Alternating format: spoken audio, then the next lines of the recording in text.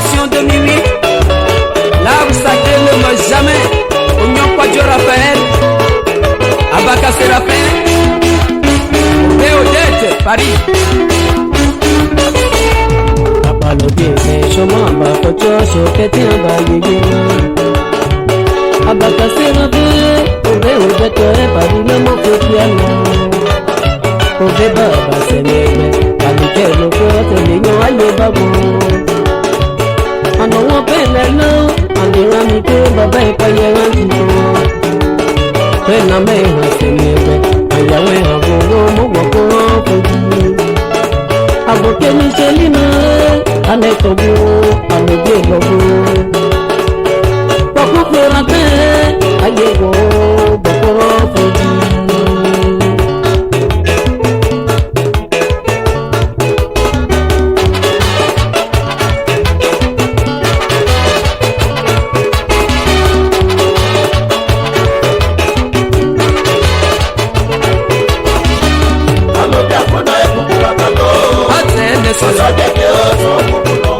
Michelina,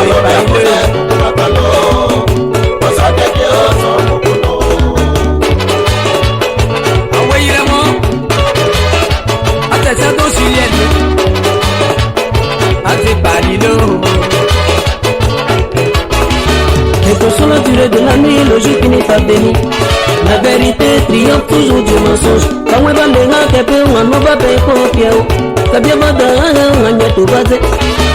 Au lieu de grimper pour cueillir ses fruits, tu préfères abattre l'arbre.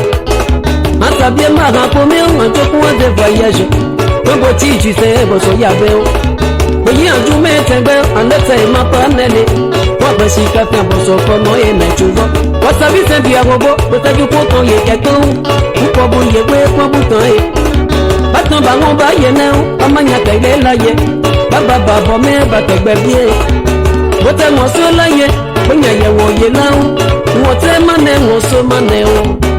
Tonton bleu lore bo no te bise wo ba o. Bobo ma bobo le bu di ma e. Baze baze o ba to to yo. C'est qu'après son roger puis la ma bouchi. Aboya se chope akisi piero se wo ye ne o. Alo bi wo bo wo le agide o. Ate janje te jo wa lo bo mi ade do. Alo bi wo bo wo le agide o. Owe matide, monopole il est grand. Pour son matin, ne tu es à pépé. A mes gens mariés, coucou bacano et naissant. Pour son guégué, ton yamoulo.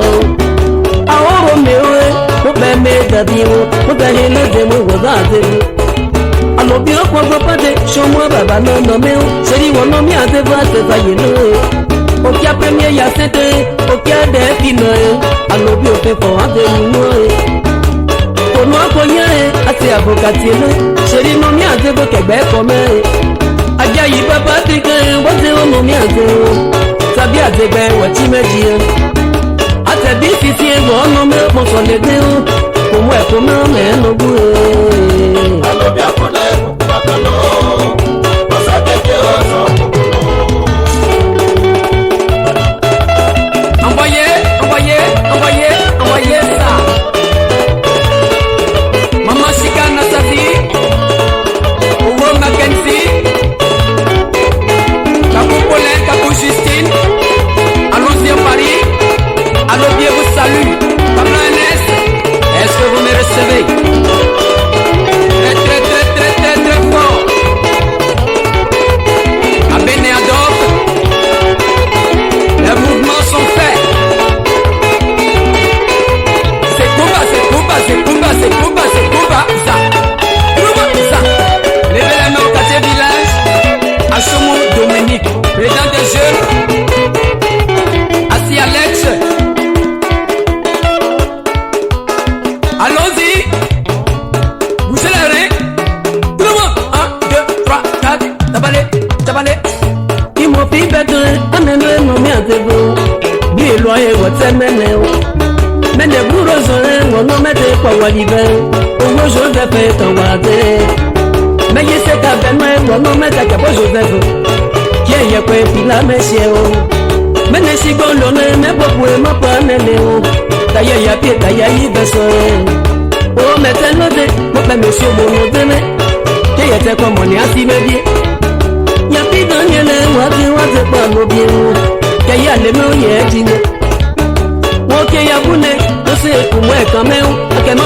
je me la mets fait bien. On n'a pas mettre, on n'a pas, il y a ma couvée bien long. Quelqu'un va les maner. Va quand on va pour nous, même il fait pas mes briefs. Ça vient au bon quand même, même bien. Inspecteur doit en avoir aussi mon réaliste. Bah, il y a un peu de gouvernement. Dans les cas de développement, mais pas choper quelqu'un y est pour un choper au quelqu'un y est. Asi Olivier, on ne met de bas quoi non. À l'objet, on va voir tout et tuer.